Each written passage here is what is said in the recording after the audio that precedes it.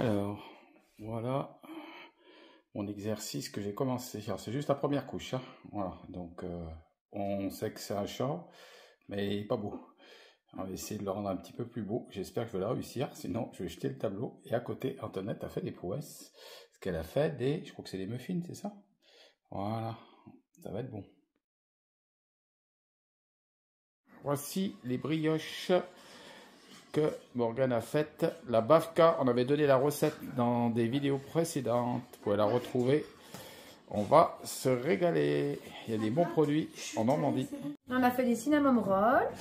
C'est des petites brioches à la cannelle. Voilà. En fait, on fait une pâte à brioche avec... donc, qu'on fait monter. Et après... Non, arrêtez. Oula, il y a les gourmands. Et après... Cool.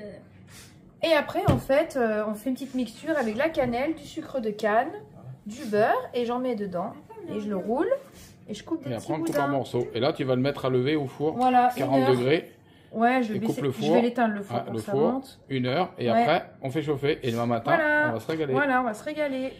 Et ça s'appelle des... Cinnamon roll. Cinnamon roll. Ouais. Et là, ils vont gonfler, ils vont tous se coller entre eux, là. Ouais. Arrête. Ouais. Alors, il y a des petits gourmands qui sont là autour de la table. Ça va tous coller. Regarde-les, regarde-les. Une fois que Et voici, une fois la pâte levée. On va se régaler demain matin. Plus qu'à mettre au four. Oui, plus qu'à mettre au four. Et à déguster. Alors voilà le résultat sorti du four. Mais c'est super beau. Et maintenant, il faut savoir si c'est super bon. Mais je crois que, à mon avis, on avait déjà testé sans contexte. Coucou. C'est bien. La Cabourg. Super beau. On n'a pas beaucoup marché, mamie. On n'a pas beaucoup.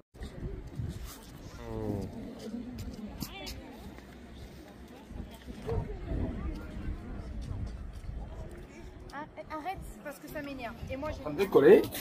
Et je voulais vous faire voir mon petite invention. Donc, je vous dirai après ce que c'est. Je ne vais pas vous le dire tout de suite. En fait, ça marche avec, ça fonctionne avec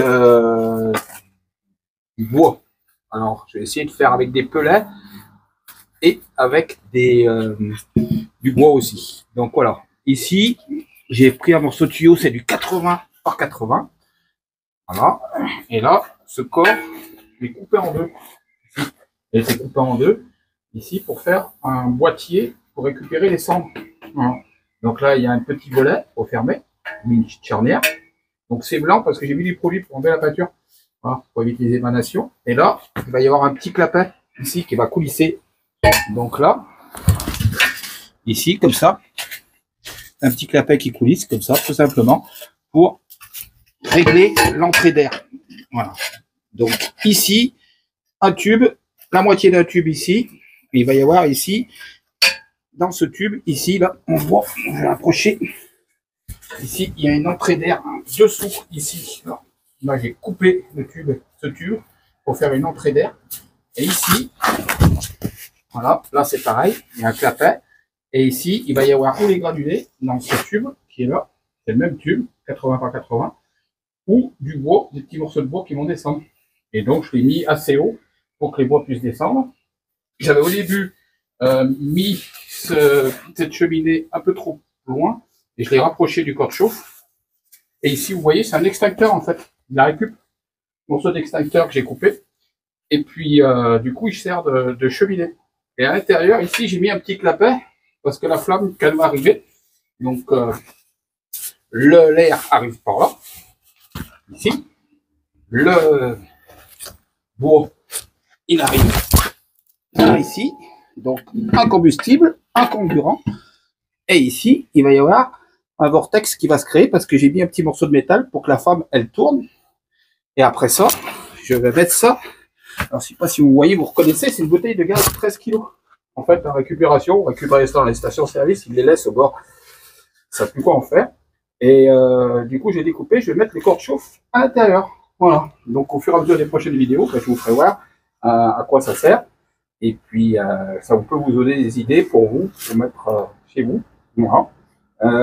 Donc, du coup, le corps chauffe va venir à l'intérieur de ça. Alors, pour une bouteille de gaz, il faut faire très attention. Parce que pour pouvoir couper une bouteille de gaz, il faut enlever dévisser le robinet au-dessus. Et après, il faut la remplir d'eau. Une fois qu'on la remplit d'eau, vous la videz. Et là, c'est inerte et vous pouvez l'ouvrir. Mais surtout, jamais couper une bouteille de gaz en étant qui sort du magasin parce qu'il y a du gaz. Et bien sûr, tout le monde comprend que ça peut exploser. Donc, je vous ferai voir au fur et à mesure de mes essais ce que ça peut donner. Et puis, je vous montrerai voilà, la réalisation de ce, comment dire, de ce bricolage que je suis en train de faire. Et vous verrez plus tard à quoi il sert. On est à Orléans où on est venu rencontrer une abonnée en rentrant de Normandie. On a fait le détour et c'était vraiment une super rencontre. On s'est été écrit plusieurs fois par texto et puis finalement on a pu se rencontrer et vraiment ça nous a touché. Elle s'appelle Justine, elle habite à Orléans et on n'est pas venu voir Jeanne d'Arc, on est venu voir Justine. Qui c'est qui dit bonjour? Bonjour à toutes et à tous, on est vraiment content de vous retrouver. Voilà, bon, on vient de rentrer de Normandie il y a quelques jours. Bon, j'ai attaqué le travail. Hein. Et donc, on s'est arrêté à Orléans parce qu'il y avait une abonnée qui nous avait contacté et elle m'avait expliqué sa vie. J'ai dit, mais vraiment, il faut qu'on se détourne, qu'on passe la voir parce que j'ai dit, elle a énormément souffert. Et on avait vraiment à cœur de pouvoir la visiter et de lui apporter des mots d'encouragement. Elle aussi, elle était contente de nous retrouver. Donc, Antoinette, elle va vous expliquer, parce qu'en fait, elle n'a pas voulu être filmée. Bon, on respecte son choix, ni qu'elle puisse parler à côté du micro. Voilà, donc on va vous dire ce qu'elle nous a dit et comment l'entretien s'est passé. Ça peut encourager d'autres personnes aussi. Oui, donc Justine a 34 ans. C'est une charmante jeune femme. D'ailleurs, merci encore pour les petits cadeaux qu'elle nous a apportés. Oui, c'est vrai. Ça nous a beaucoup touchés. Donc, elle n'a pas souhaité être filmée. Donc, comment elle a rencontré Fiona, enfin, comment elle a connu la chaîne, mais complètement par hasard. En plus, elle dit, je ne comprends pas que sa vidéo, la vidéo où elle explique qu'elle a un deuxième cancer, est remontée au niveau de sa page Facebook, enfin YouTube plutôt, alors qu'elle ne faisait pas du tout de recherche sur la maladie. Elle ne comprend absolument pas comment elle a pu tomber sur sa vidéo. Quand Fiona explique justement qu'elle a un double cancer et que c'est vieux puisque ça date au moins de plus d'1 an et demi. Et donc Justine est tombée comme ça par hasard. Et elle dit bah, c'est pas possible, c'est pas le hasard. Et en fait, Justine souffre un peu de dépression. Elle a eu beaucoup de traumatismes dans sa vie. Et aujourd'hui, elle est très fragile. Elle nous a dit donc on pouvait en parler librement. Et du coup, elle se sentait coupable parce que en fait, elle regardait Fiona qui se battait contre la maladie. Maintenant, je ne comprends pas. C'est une jeune femme quasi mon âge qui se bat pour vivre, qui a la hargne pour croquer la vie. Elle attend que ça, c'est de pouvoir vaincre cette maladie. Et elle, qui était en bonne santé, qui est en bonne santé, elle culpabilisait, elle disait mais enfin je comprends pas, moi j'ai tout pour être heureuse, mais je suis pas heureuse parce que en fait à l'intérieur d'elle il y a un mal-être qui est là, qui est présent, et c'est pas une maladie, ça c'est sûr, mais c'est quelque chose qui ronge de l'intérieur. La dépression, c'est inexplicable et beaucoup de personnes en souffrent. C'est un mal-être à l'intérieur qui ronge. C'est vrai que parfois, il n'y a même pas de raison. Parfois, c'est des traumatismes qui se sont passés pendant l'enfance au niveau du conscient et de l'inconscient. Elle, bien sûr, il y a eu des choses. Elle a été victime et elle a vu des choses qui l'ont profondément traumatisée. Voilà. Donc, on a bu un café, on a discuté un petit moment. C'est une belle jeune femme, vraiment. Et ce soir, on la salue. Bien sûr, elle va regarder la vidéo. Et ce que je voulais dire, c'est que je lui ai dit, écoute, Justine, nous, on ne peut rien faire pour toi. Mais par contre, on connaît celui qui a changé nos vies. Et si tu veux, eh écoute, on peut prier pour toi, pour que tu puisses entamer une démarche spirituelle. Donc, je lui ai expliqué aussi, vous savez, on a des voitures, on conduit, et on a des rétros, et on a un pare-brise. Mais je lui ai dit, regardez le pare-brise, la proportion par rapport au rétroviseur. Et bien, le pare-brise est extrêmement bien plus grand que les rétroviseurs. Et souvent, ben, on confond. On regarde plus en arrière ce qui s'est passé dans nos vies. Et du coup, le passé influence notre avenir. Du coup, les rétros, ils servent juste sur une voiture à changer de direction et à regarder s'il n'y a pas un véhicule qui vient. Et on se rappelle de nos passés pour pas commettre les mêmes erreurs. Mais ce qui compte, c'est le pare-brise. Donc, regarde, Justine et les autres qui nous regardent, regardez toujours devant. Ne laissez pas votre passé influencer votre avenir. Voilà. Je lui ai dit que je comprenais parce que moi, il y a très très longtemps de ça, j'avais fait une grande dépression. D'ailleurs, Fiona avait un an et demi. Et suite à ça, bien, j'avais des fortes angoisses, j'avais peur du lendemain, j'étais inquiète pour tout. Bon, alors forcément, parfois, il y a des terrains familiaux qui fait qu'il y a plus ou moins de sensibilité à ça. Et en fait, ça a duré plusieurs années et donc j'ai cheminé comme ça en essayant de m'en sortir contre toutes ces angoisses, contre ces peurs, ces craintes, des peurs irrationnelles, des peurs rationnelles. Voilà, il y avait tout un tas de choses qui faisaient que j'étais dans la peur. Et pourtant, tout allait bien. On avait à l'époque 2 filles qui allaient très bien, qui étaient en très bonne santé, qui étaient toutes mignonnes. On était en train de construire notre maison, tout allait bien. Ouais, on avait tout. L'argent, ben, on travaillait tranquille. Voilà, c'était pas, on ne roulait pas sur l'heure, mais on était pas malheureux. À l'époque, la vie était un peu moins chère, hein, il y a 20 ans. Et c'est ce qui m'a fait m'approcher de Dieu, parce que souvent, la dépression, c'est un grand vide à l'intérieur de nous. Et ce vide, c'est un vide qui nous donne... On a besoin d'avoir des réponses existentielles sur ce qu'on est et pourquoi on vit. Et je ne voulais pas que ma vie était simplement faire des enfants, travailler, faire ta maison, et puis mourir un jour, et sans rien laisser, et sans espérance. Et ça, c'est ce qui quand même m'angoissait, la peur de la mort, et surtout la peur du néant, la peur du vide. Et c'est ce qui m'a fait m'approcher de Dieu. Je sais qu'il y en a qui ne croient pas, c'est pas un souci, on a dit sur cette chaîne. Les athées, les musulmanes, les musulmans, les catholiques, les protestants, les évangéliques, peu importe. Les embouts-de-piste. Voilà, peu importe. Tout ce que vous pouvez être. Vous êtes les bienvenus. Et on est là justement pour pouvoir discuter. Quand on me dit, des fois il y a des commentaires qui me disent, je suis d'accord avec vous, sauf le passage sur Dieu. Mais il n'y a pas de problème. On comprend, chacun. Nous, on n'est pas là pour convaincre, on est là pour expliquer ce qu'on croit et ce que Fiona croyait et comment on a élevé notre fille et comment on arrive à tenir malgré cette tristesse qu'on a. C'est pas parce qu'on est chrétien qu'on n'est pas triste, qu'on pleure pas, encore on pleure beaucoup. Cette tristesse, ce manque, mais on a une espérance qu'on ne peut pas décrire. C'est une espérance.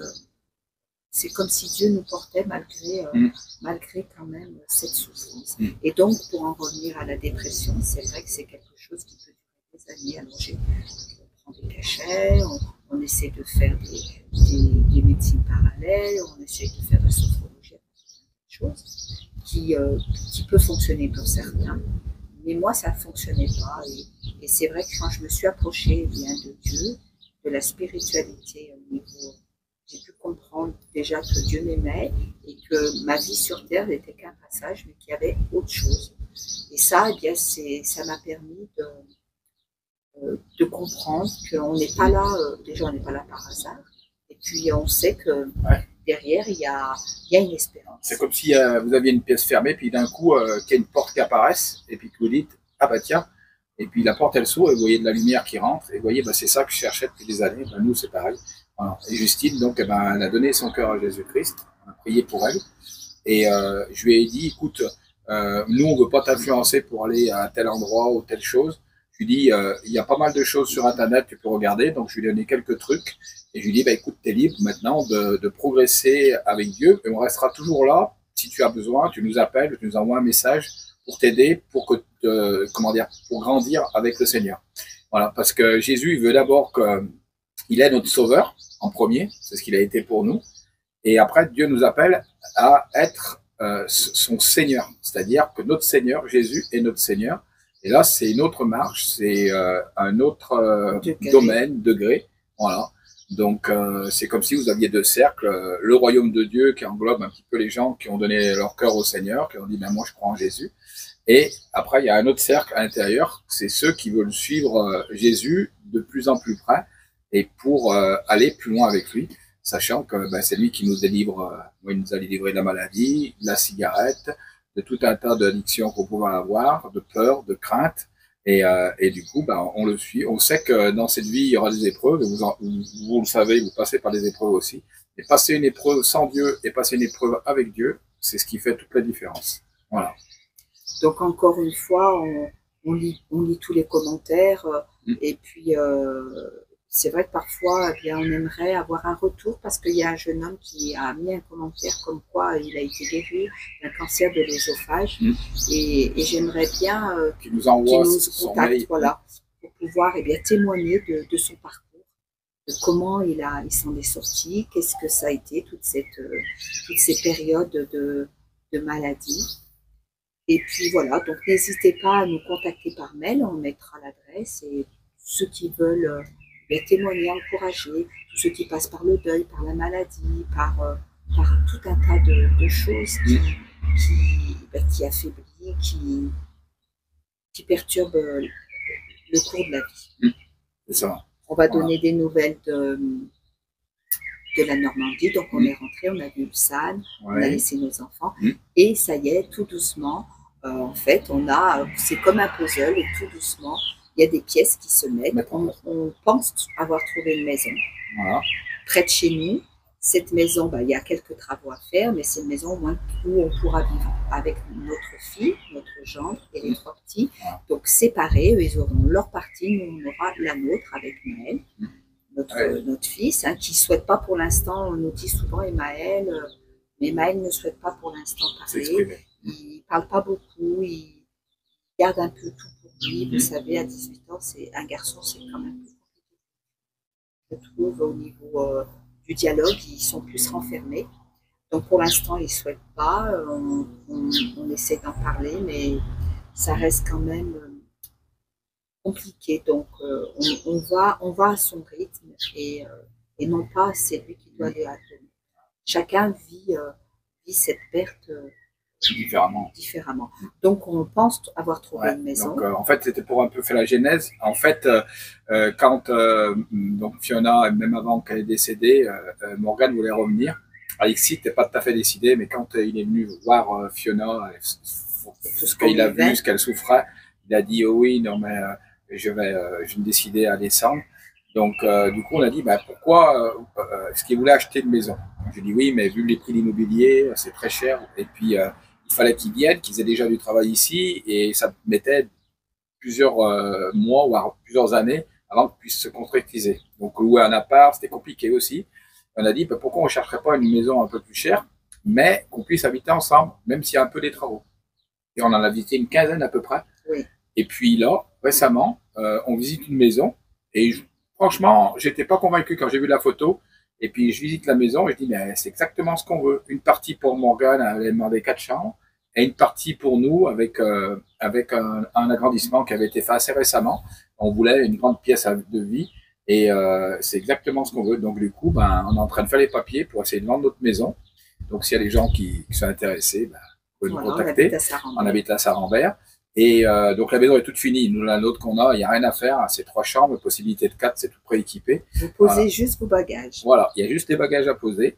Et donc, on voudrait se diriger vers cette maison. Donc, on est en train de faire les documents et les papiers, notaire, aller consulter le notaire pour voir la faisabilité du projet. Voilà. Et donc, pour vous donner juste un exemple, parce qu'on prie pour ça. Et aujourd'hui, j'ai demandé, Seigneur, mais donne-moi un signe, c'est vraiment cette maison qu'on doit acheter. Et j'écoute un message en revenant comme ça, et je pose mon portable sur la table, et donc ça parlait. Et là, il y a cette personne qui disait quels sont les regrets des personnes qui sont décédées avant de décéder, quel est leur regret. Et il y avait 5 points. En gros, ne pas s'être rapproché des amis, ne pas peut-être exprimer mes sentiments envers les enfants. Il y avait un autre point, c'était qu'est-ce qu'il y avait comme autre point? Il y avait d'autres choses. Et en fait, un point où il dit ne pas avoir pris de risque. Et puis après, il cite un exemple. Il dit par exemple, vous voulez acheter un bâtiment et puis chaque fois que vous arrivez devant le bâtiment, il dit ah non, j'ai peur, je le fais pas. Et là, ça nous a parlé. Je crois que Dieu nous a parlé en disant bah ayez pas peur, vous y allez. La peur, elle tétanise et la peur, elle empêche de vivre des choses. Moi, je vois, on voit parfois des gens, ils ont tout quitté, ils sont partis en Amérique du Sud, sur des îles pour vivre une autre vie, acheter un restaurant. Et donc, ils ont pris le risque. Et je me dis quand même, ces gens ont osé. Donc, eh bien, nous, pourquoi pas oser d'acheter une maison un peu plus grosse, un peu plus grande et un peu plus chère, bien sûr. Voilà. Mais voilà, donc on dira la suite du projet. Voilà, on fera voir tout ça. En tout cas, on vous aime et personne ne peut vivre sans l'amour. Voilà. On a l'amour qui est sur terre, mais on a besoin de cet amour qui vient du ciel. Et c'est ce que je vous conseille, de vous connecter à Jésus-Christ et de lui parler tout simplement et de lui dire, bah écoute, si tu existes, eh ben révèle-toi à moi. Et bien vous allez voir que ça va pas tarder, Dieu va vous faire un signe ou plusieurs signes pour vous faire voir qu'il est vivant et qu'il vous attend. Voilà. Donc et ça peut tout changer dans votre vie au niveau de la maladie. Vous aurez plus de résilience, plus de force pour combattre. Et c'est un appui certain. Voilà. Au jour de la détresse, il a un appui certain. On sait que ceux qui nous regardent, ils souffrent.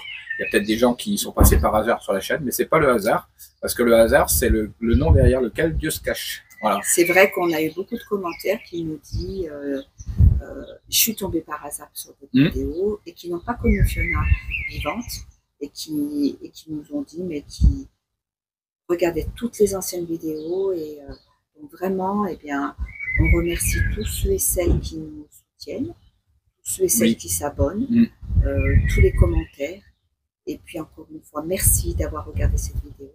On vous fait plein de gros bisous, comme disait Fiona. Ciao, ciao, ciao, ciao, ciao, ciao, ciao.